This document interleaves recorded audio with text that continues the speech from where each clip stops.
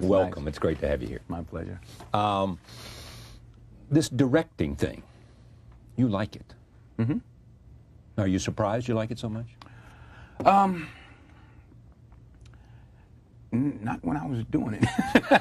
You didn't like it when you were doing it? Or you... Well, no, I enjoyed the process. I had a lot of fun. You know, the most difficult days were days I had to act and direct because I really wanted to concentrate and keep my eye on Derek and the other actors. I get more joy. I've always gotten a lot of joy out of seeing other people do well.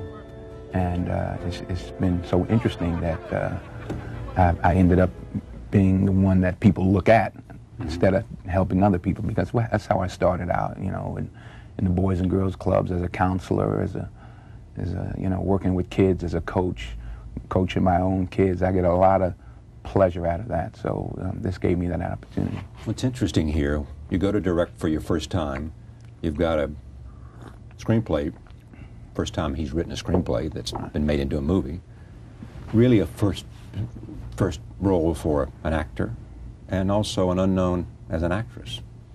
I mean, you were rolling the dice here. But I surrounded themselves and myself with Conrad Buff, who cut the picture, right, who won for Titanic. He cut Training Day. Philippe Rousselot's.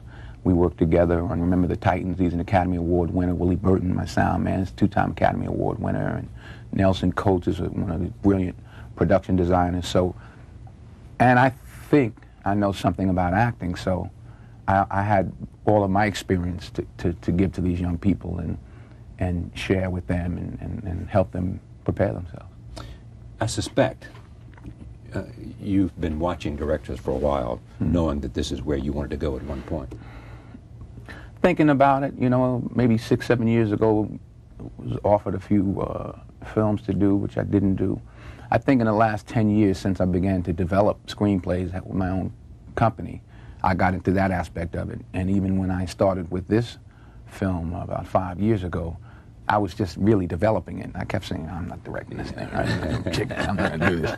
You know, and then I couldn't back out anymore. I backed myself into a corner. In terms of directing it? In terms of directing it. Yeah, the studio wanted you to act in it at the same time, or was that something you always knew that in the end would be there? I was telling them, yeah. I'll do it. I'll do it. And I go off and do another movie. I know, we're not there yet. And about 2 years ago, I guess, 18 some odd months ago, they said, all right, we got the screenplay we like. They gave us the green light. And at that point, I had to do something, you know. I mean, they gave us a budget that wasn't quite enough for what we needed, so I chose to be in the film, which gave us a little bit more money, like $12.8 million we spent. And gets more attention, too. Yeah. And, you know, eventually I thought, okay, it's probably a good thing for me to be in the movie. It'll help to get it out there more. And you know, and I just promised Antoine, that I wouldn't, you know, that I'd take care of him. You know, he's been through enough in his life. And I said, you know, I won't mess your life up. Tell me his story in terms of the idea of this guy and the life he had, not that you tell in the movies, but in this great story, but how you came to know him and what he was doing. Well, the screenplay came to me. As you mentioned, he was working as a guard. By the time I met him, he was already a working writer, right? Because he'd been working on the material for 5 years, I believe, and already sold some other stuff. I think he did a rewrite on Rush Hour 1 or 2 or something. Yeah, I think 2 they read somewhere. Yeah. So, you know, when I sat down with him and was really moved by him and how peaceful a person he was, and such a poet, such a special guy, I was really hooked. And he and I would get in a room and just work on the screenplay, just because what he had was he had so much material, and so much of it was so heavy. I was like, nobody's gonna go see this. You know, it'll be too depressing. And we had to find a way to fashion the story into a winning story and make a screenplay out of it. Yeah. Your character, the psychiatrist, is a composite. Is a composite. That there was no Davenport who had the problems that he has with the wife and all of that. It was one of many psychiatrists that he worked with, and we needed a B story to have something to cut to, really. Yeah. We had to just keep going from Antoine to Antoine. Because Anton was having one tough life. Yeah. So we, developed a little bit of a B story, but what he had originally written, the psychiatrist saying to him that he had helped change his life. We kept that. We just sort of gave an excuse. Yeah. Where would you put him among remarkable people you've met in your life? And I've met some. Yeah, you sure have. I've met some. Famous and not so famous. Yeah, and everybody in their own way. I mean, he's such a wonderful poet. And I think he's as brave as anyone to share this story with the world. I mean, everybody's going to know who he is and what he's been through. But his point is that he wants this movie to be for those who are going through some of the things he had to go through, to know that they can get help, and to know that there is help. And for those of us who maybe haven't been through it, to realize maybe we need to reach out a little more and do a little more, keep our eyes open. And I assume you mean by that as well, it's about finding out who you are, right? And why you are the way you are. Right. I mean, ought to be some kind of ultimate human journey for all of us, right? In some way. Right. Who are we, and how did we get here, and what are we about, and what right. shaped us, and and where did we come from? Right. And that's a journey he goes on. Mm-hmm. Right. Yeah. Having a life been abused. Yeah. You make this movie for $13 million, right? Right. You got you there. You're going to direct this. Tell me about the actors and how you found them. Well, it was a long process, and I just hadn't seen a special person come into that room yet, and I was determined not to settle.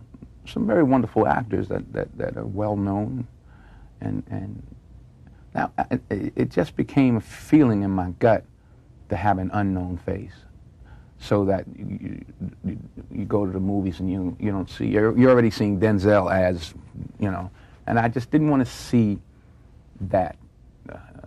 I wanted to see someone new and fresh. I didn't want you to have any opinion about who this man is and what he's capable of. Yeah, so someone like Cuba Gooding or someone like Will Smith or someone like that, great actors, were not what you wanted.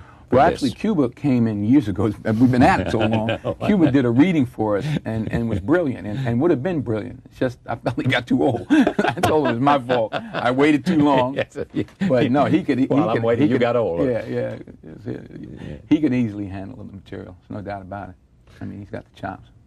And when he came in, the man that you chose, it wasn't a spectacular audition in the beginning. Well, according to him. Well, I guess that's why I'm the director. You make the choice. I'll tell you what's good. But he had his spirit was there. There's the right spirit and a peace in his voice that Antoine possesses as well. And then we started going through the paces and seeing what else he had under there. Could he come up with the anger? He's emotionally available. How's he going to be with the girl? So I put him in different situations, and he just kept. He kept coming. Conscious in making a movie? This is the first time for him in a big film. That you were conscious of what he might be going through. That he is being directed by Denzel Washington. And well, you know what I'm asking. Are you conscious of the fact of what impact that might have on him? Are you doing something to make sure that doesn't get in the way?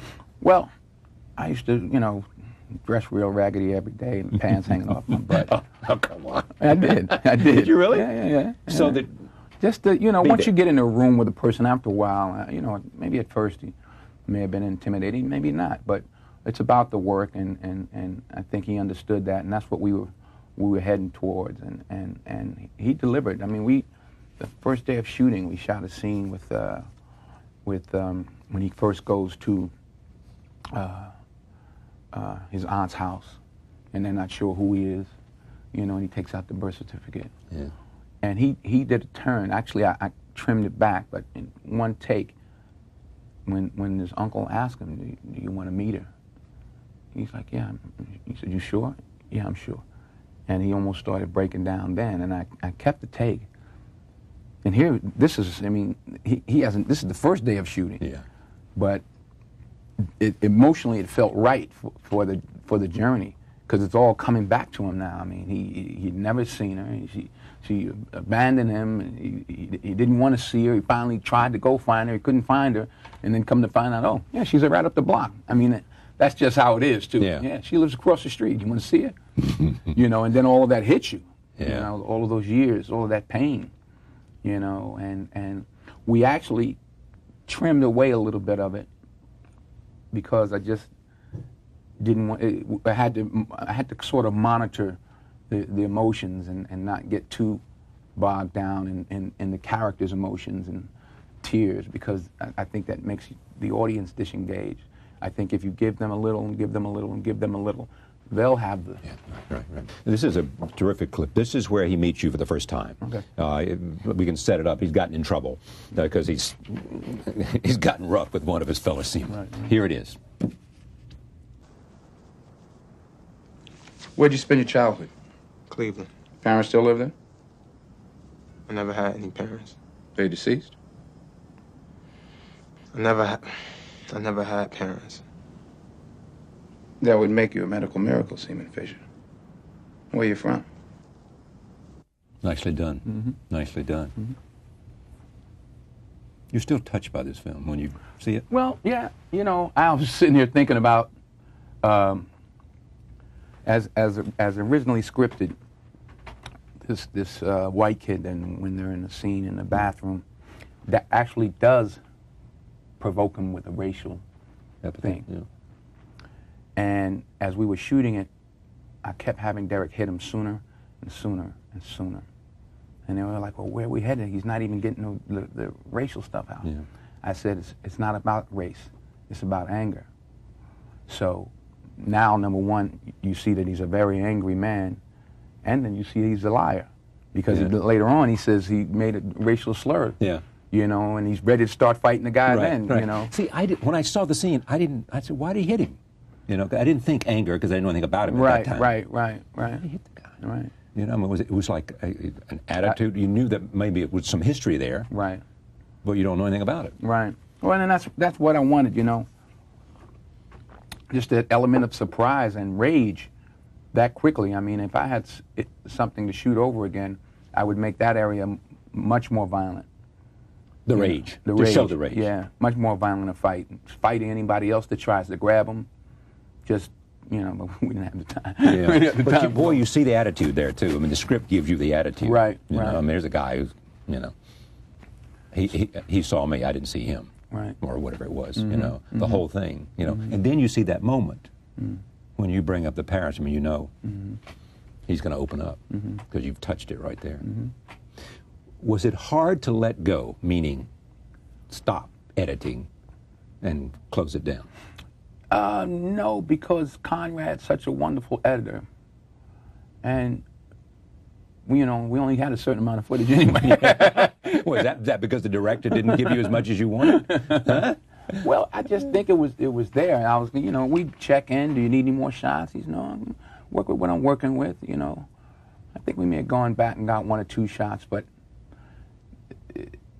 it's really about people.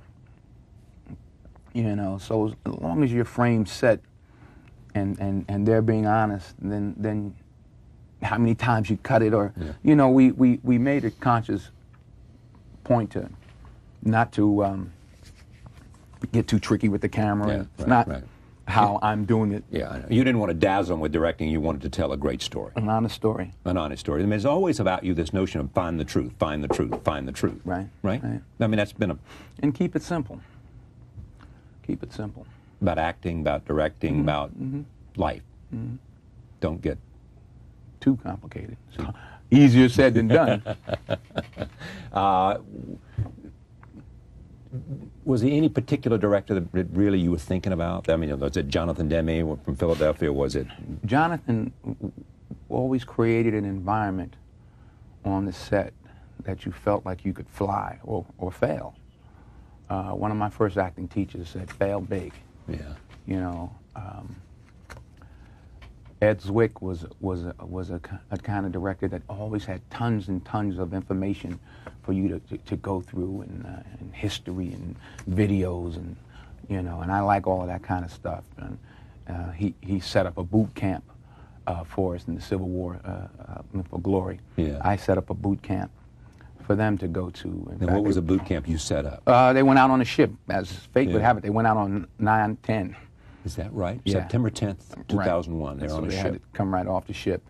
And then later on, we set up a smaller version of that again.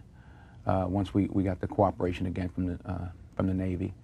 Guys to teach them how to march, how to wear their uniform, how to salute, how to, you want to make them different.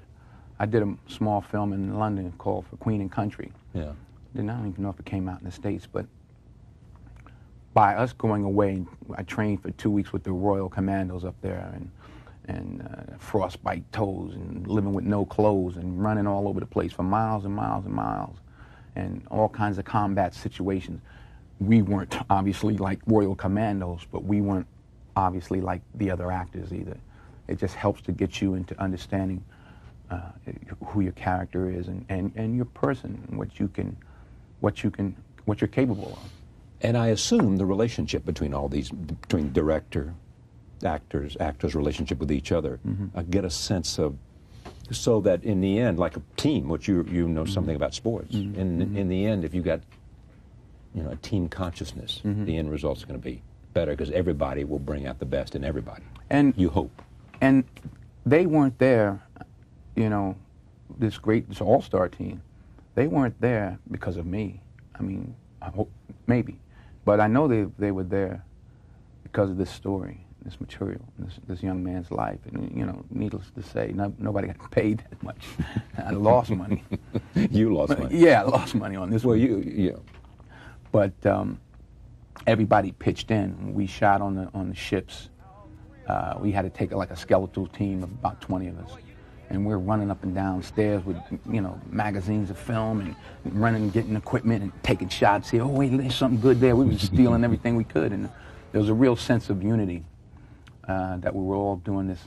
We were all in it together, not ego, Who else did you get stuff from? Well, just, I don't know, these things come into your head, and you don't realize how much you know or how much you learn until you have to apply it. It's like, wait a minute, I remember that.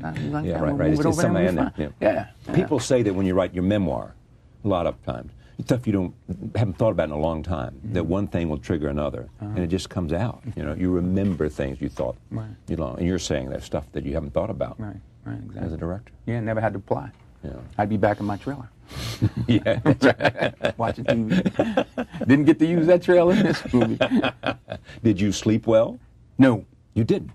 No, didn't sleep well. 2 hours of sleep. You jump up, oh my God, I didn't get all the shots I was supposed to get. And I got to start working on tomorrow. Because your mind's going so fast, you're thinking about everything and you can't. Yeah. But you didn't, back to the question though, because you said to me, about reshooting, that at the beginning. When you look at it now, would you do much different? Anything different? I might streamline it a little bit. But you got what you wanted? Yeah, I mean, we like when we shot the whole scene at the barn, first of all, it was cut out. We weren't going to shoot it. And we had 2 days to shoot it. And they said, just because of the budget, we just have to cut it. And I said, well, what are we going to do now? Have this movie open with him just jumping out of this flashback, or just, start there? And people were getting concerned. They're like, wait a minute, this is part of the reason, I wanted to do the movie. So I said, well, look, I'll pay for it. We got to do this. And they said, oh, no, we'll find a day. So when we got up to the barn, there's soybeans, and when we first scouted that location, everything was green. But we got up there, everything was gold, because they defoliated. And it was beautiful. Unbelievable. And I always had it in my head, always had it in my head that the scene was like an Andrew Wyeth painting. Yeah. You know, I always remember one with the girl leaning on the hill or something. Yeah, exactly. So I said, we're going to shoot outside. We weren't supposed to shoot outside. I said, but we are. And he said, well, you know, we got a couple of 3 hours because we got to get all these extras together and wardrobe. I said, all right, well, we'll just start banging off stuff here and there and here and there. And again, because of the lack of time, and because of what I thought about Wyeth, I said, well, we'll just have stills. We'll see him there, we'll see him here, see him across the, you know, he's just a boy in a suit. Because it was supposed to be choreographed.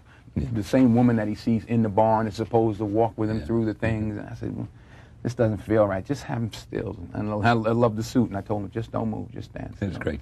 We had really only one dolly shot where we kind of come up and see him standing there. And we shot him from above, from behind. We shot him toward the building. And next thing you know, he's at the building. It's a dream. You can get there any way you want to.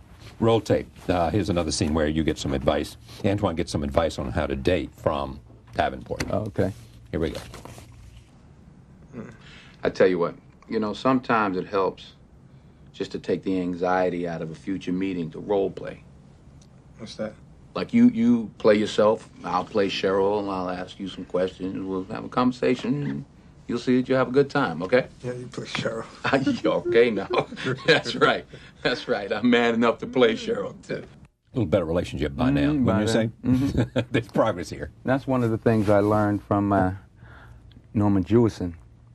Said usually if you're cutting from a tight shot into another scene, cut to an inanimate object. Yeah. Like we left in the scene prior to this, and then we cut with me pouring the coffee. Yeah, right. Is it Davenport on it or something? I couldn't tell. Yeah, right. And that brings me over and enters the scene. We also realized that, and I did it with in this scene and almost with all the scenes with he and the girl, we tried to use 2 cameras. And I encouraged them to improvise, like when they're sitting at the dinner table and when they're up at the lighthouse.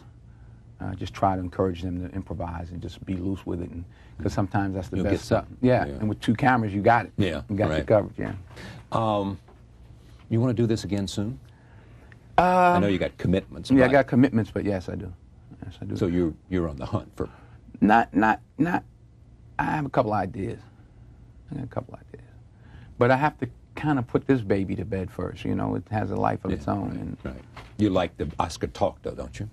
Well, I like that people hopefully will see the film. That's what I like. And if Oscars make that happen, good. I mean, for me personally, it's fine. But You worked hard on this. You want people to watch it. I want people to watch it, yes. All right. I want to talk about the Oscar that you won in just a moment. But for an audience who knows it's your film, who knows what we've told them so far, what's the story here? What's this movie about is what I would like to ask. I think it's about hope. It's about family, you know, dysfunctional families and functioning families. It's about the need to find yourself, you know, because he came from such a dysfunctional family, he thought that he had to fight people first in order to become friends. That was his only way in. He says what relationships represented to him, getting hurt, somebody hurting you. You know, that's the person who loves you. Even at the beginning, he said, "That's the only way you can get. Why do you fight so much? It's the only way you can get them to understand." I think he said. Right. It's just that growth. You know, I think that's what's it's so touching. You know, when you go from this anger and you find out about this dysfunctional family, but he starts to make steps with a girl, and here's a guy that we find out, you know, has never been with a girl. I don't give away the whole movie. Yeah, no, I don't either. But you know what it is you like about it? Is it control? Is it you are the ultimate storyteller? It is you get to do everything? I don't know enough about that to even answer that question. You know, I just wanted it to be right, just to take care of him and be right. To take care of Antoine. Take care of his story. Right. That's a great, take care of his story. That's right. Warren Beatty, you've said this to me before, or at least I've read it, and I think you've said it to me. Warren Beatty and Clint Eastwood, 2 guys who are leading men like you. Help shaped their career in part by deciding they wanted to direct. Mm-hmm. I mean, you look to people like that and sort of say, there's the way Denzel wants to evolve. Well, yeah. I mean, I put two and two together. You know, I'm not gonna stay young forever. Not that they're old, but you know, you want to evolve. It's interesting with all that's going on this year and the Entertainer of the Year, Oscar. Right. Everything. I came out here 20 years ago to L.A. 20 years ago with what I thought was going to be a 13-week job called St. Elsewhere. Yeah. Well, 20 years ago. 20 years ago, 1 wife, 4 children, 5 Oscar nominations, 2 wins, 2 Golden Globes, and I finished it up with directing a film. That's an interesting chunk. Yeah. 20 years, same wife. Same one. Yeah. 4 children. 4 children. 5 Oscar nominations. Mm-hmm. And this, take a look at this. This is you winning for Training Day. Roll tape. The Oscar goes to I Love My Life, Denzel Washington.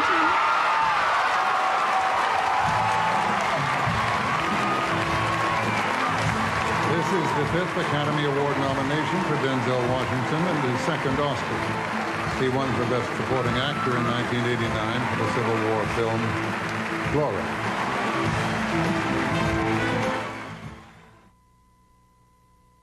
"40 years I've been chasing Sidney. They finally give it to me. What they do? They give it to him the same night. I'll always be chasing you, Sidney. I'll always be following in your footsteps. There's nothing I would rather do, sir. Nothing I would rather do.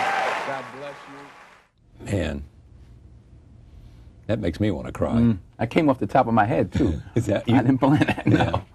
I wasn't chasing him 40 years. That made me 7 when I started. But the salute with the, Right, you know, yeah. that's Well, a it's been magic, 40 years, I guess, since he won. magical moment. Huh? Good man. Decent man. You have been chasing him, though. Well, you know, other people say this, but the statues are the same size, the same weight, you know, and I really believe that. Supporting or Best Actor really doesn't mean anything. It's the number of lines you have.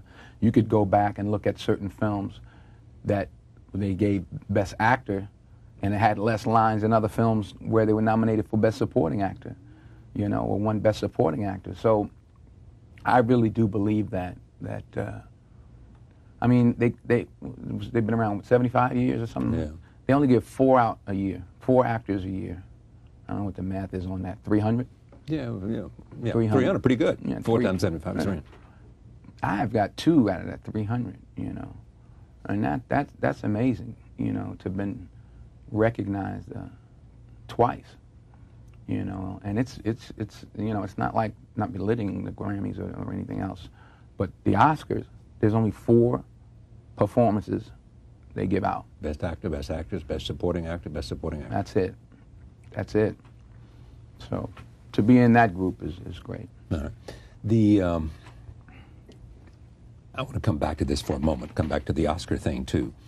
This is a poem that Antoine reads to your character, Davenport.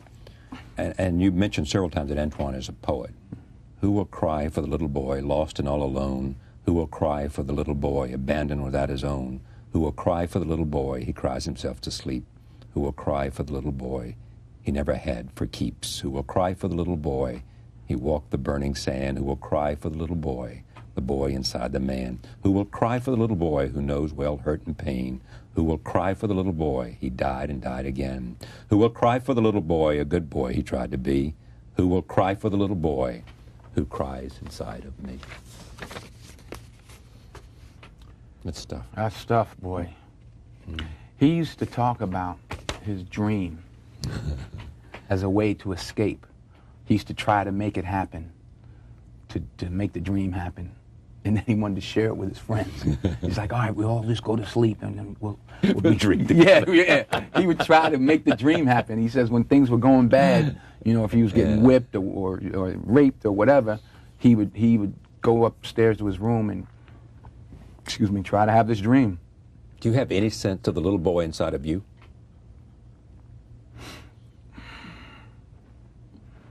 Well, I don't, you know, I don't, and I've been asked, is it any of this in you? And I don't feel that. I don't, you know, I wasn't abandoned. I wasn't abused. Lived in a middle-class community. Middle-class community, you know. Parents separated, but that was not unusual. I mean, I went to private school, you know. The only in small way that I related was when I was in private school and I found out my parents got divorced. I started getting in fights. You know, there was an anger there. You know, there was a calling out for help.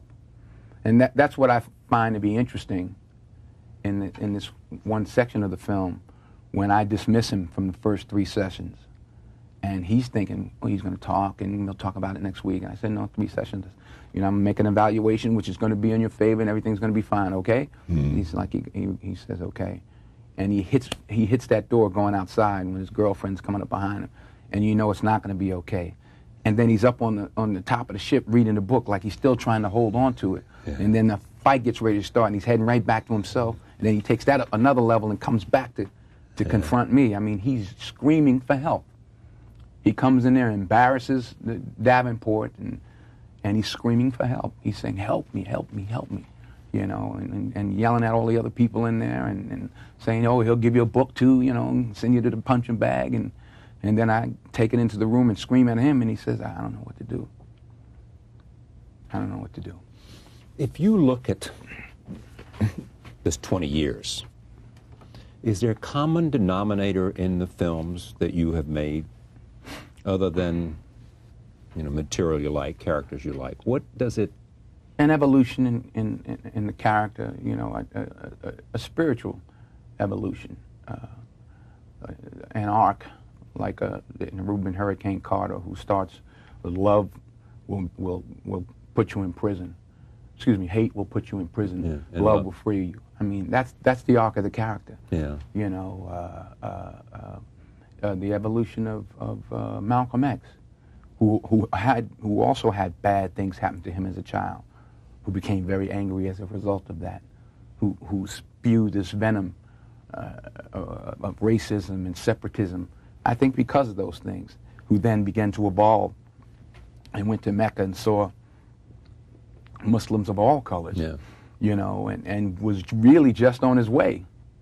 But that was his life. That was his concentrated dose. That's what I call it, like Stephen Biko. They had a concentrated dose. They didn't get, you know, theirs is like that frozen. Because their life was cut short. Boom. Right. But everything about it was so strong. Yeah. You know, it's like you get that can of frozen juice. That's what they got. Yeah. The rest of us get a gallon of water and we stir it. And but that was just the core. That's it, just the core. And even in a film as wicked as Training Day, the first thing I wrote on the first page of the screenplay is the wages of sin is death. And they had a very small death for the character as written. In fact, I think you heard about it on the news or something. And I said, no, we got to kill this guy in the worst way.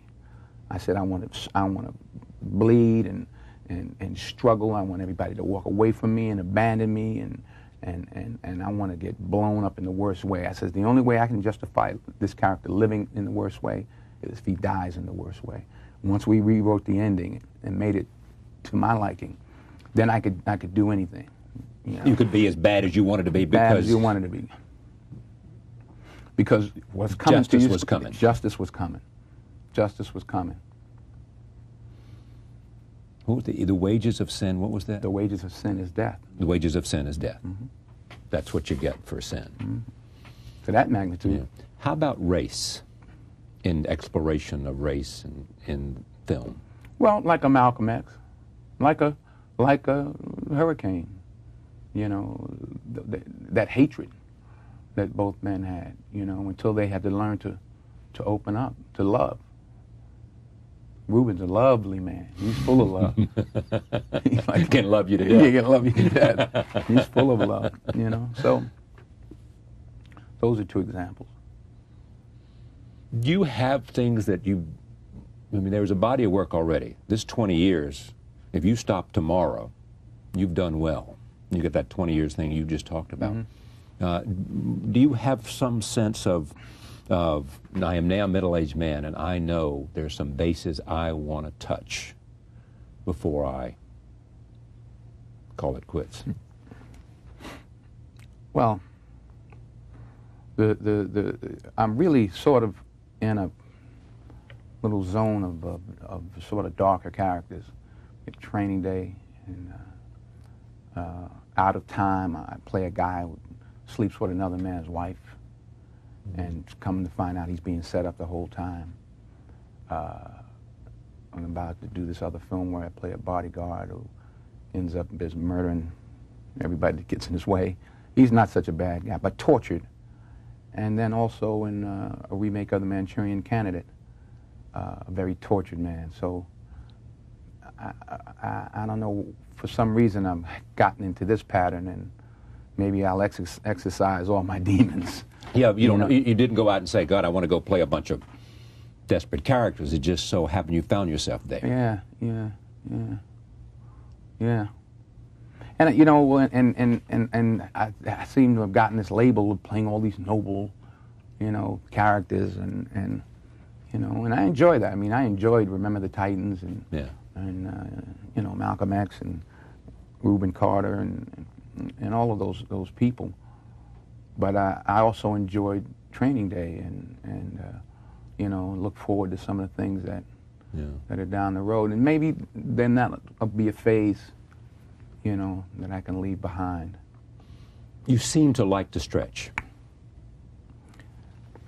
Yeah. I mean, you get there and you create all these good characters, and then you begin.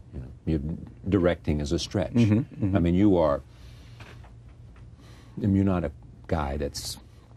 It's not for wimps, I'll tell you that, boy. You get out there and realize, oh, shoot. I'm in charge, huh? Yeah. The fear of the unknown is amazing.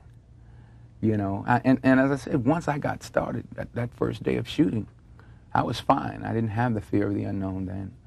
We did enough storyboards to get me through certain scenes, and we'd just figure stuff out, like in this scene with when he opens the doors and all those old people are there. Yeah. That was supposed to be outside, but it was raining. Yeah. So it changed. It was amazing. Here, I'm told, I read this somewhere, you didn't say action. Right. You had someone else say that. Right. Why? Because I wanted the crew and the cast to get used to that cadence. Because I knew when I was going to act, right. I didn't want to say action. Now I'm in the middle back. I could at least keep some level of concentration and stay focused, and then this person says action. It was always the same person, the AD. Yeah. I sat him down and I told him, I says, always call action in the mood of the scene. You have to help create the mood of the scene for the crew. So if it's an intimate story that you and I are talking about, action. Yeah, doesn't do it. Just right down there. Action. And action. And I'll say cut when I feel we're out of it. Yeah. Now, did you know this because somebody told you, or you just you can't be around acting without knowing this? Yeah, that's something I learned a long time ago. That might have been from Richard Attenborough, but I don't know where I got to having the AD call action. That's probably some films I've been on, but I knew because I was. Tone, yeah, you're helping to set the tone, and everybody should respect what the actors are trying to do. If the actor is laying in a bed on his deathbed, and his mother's standing there over him, and they got this heavy scene or something, and she's going to put him to rest. Like, all right, let's say like the scene I did in John Q when I'm talking to the little boy right before I'm supposed to go shoot myself. Well, you can't have 90 people making all kinds of noises. The mood has to be set, in my opinion, anyway. Did the Oscar for Best Actor change anything? Seems like go ahead, sorry. It seems like I got a few more offers now. Did you really? Yeah. See, it just amazes me. I mean, but I've been working all along anyway. I know, and Julia either said that night or said before, I mean, you're one of the 3 people she wants to work with. Right. I mean, you had that going for you before they put that statute in your hand, didn't you? Yeah, I was doing I know, but I mean, does Does it automatically mean that Denzel Washington gets paid the same thing that any other actor that carries a movie can do? No, not necessarily, because you can win the Oscar and the movie only make $12 million. Yeah. You know, it could be a real low budget labor of love, whatever. And the business people in the industry are still looking at what type of money you've generated as an actor. You know, and if I was spending $80 million of my money, and I look down this line, and even if you won Best Actor, I'd have to think twice about putting an $80 million investment up. Yeah. You know, maybe in the right project, Spider-Man or something. Yeah, yeah, but you want to think about how to get the people in the seat. Right. Yeah. Do you choose that way, saying Denzel wants to always remind them that he can fill up the theater? Well, I've had a nice run in the last 5 or 6 movies, 4 or 5 movies, all done north of 20 million the opening weekend. And north of 20 million? Huh? North of 20 million? North of 20 million. It's more of a pressure, I guess, now when they start giving you this money, so much money. Because what I've noticed is the more money that you're given, the bigger concept movie it seems to be. Yeah. You know, if they're giving you $20 million and they want to spend $100 million on some movie, it's more high-tech, running and jumping, and, you know, I'm tired of jumping and running. I don't want to do it. I just don't want to do it. Nicole Kidman was here recently. She has a brilliant performance in a movie called The Hours. Mm-hmm.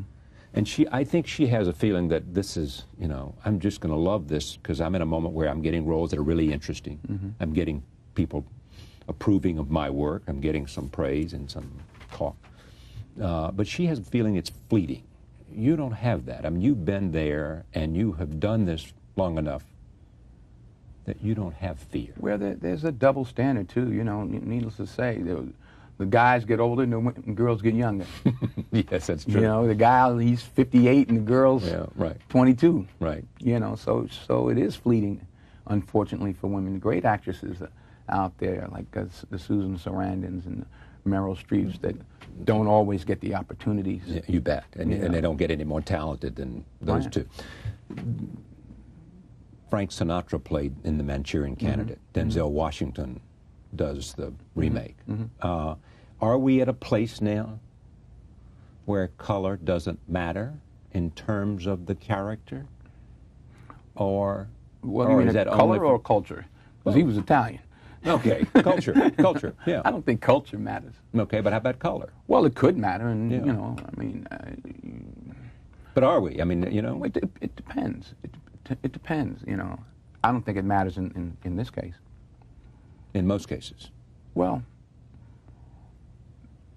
I guess the majority of the films, the film I just did, Out of Time...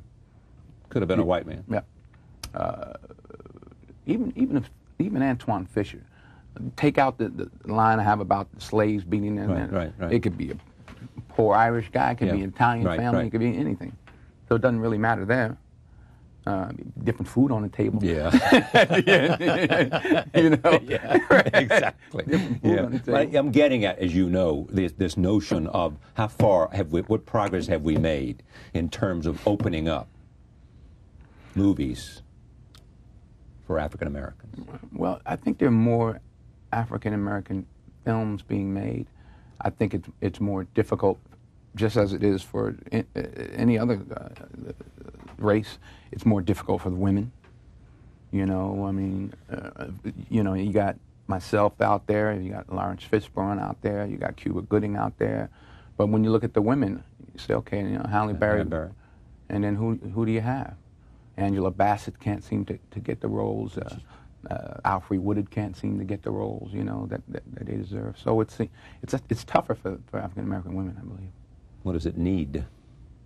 I mean, Halle Berry maybe doing what she did can. Yeah, maybe. Hopefully. And she's been real shrewd about it, and you know, she's picked her roles well and taking advantage of her assets. Which are plenty. Which are plenty. Thank you very much. I will never forget this moment, and I'm going to tell this story as much as it reflects on me. I'm sitting at Mr. Chow's. I just walked in. They were nice enough to give me a place to sit there. And this guy comes over in a cap. You know where I'm going? You know, taps me on the shoulder, and I turn around, and it's you coming in to get a little pickup Chinese food to take home for the wife and kids. Have a little dinner at home. Nice. I try to keep it simple, you know. I'm a regular guy. I'll go down the street and get the pickup. It is Mr. Chow's. It is. We're not talking like good food. Yeah, it's still good food. Exactly. If it's worth having, it's worth going for. That's right. You know. That's right. Great to have you here. My pleasure. My pleasure. Okay. Denzel Washington by the hour. Thank you for joining us.